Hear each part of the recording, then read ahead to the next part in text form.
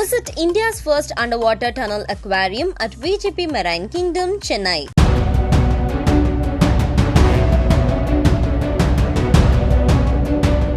மயிலாடுதுறை அருகே தனியார் சிட்பண்ட் ஊழியரை தாக்கி வழிப்பறி செய்த புகாரில் 3 பேரை போலீசார் கைது செய்தனர். சிட்பண்ட் ஊழியர் ஜெகநாதன் என்பவர் வசூலுக்கு சென்றுவிட்டு திரும்பிய போது தமது வாகனம் பஞ்சரானதால் அவ்வழியாக சென்ற இருசக்கர வாகனத்தில் லிப்ட் கேட்டு சென்றுள்ளார். கழுக்காணி முட்டம் அருகே வாகனத்தை வழிமறித்த இருவரும் லிப்ட் கொடுத்த நபரும் சேர்ந்து ஜெகநாதனை தாக்கிவிட்டு பணம் மற்றும் செல்போனை பறித்ததாக கூறப்படுகிறது.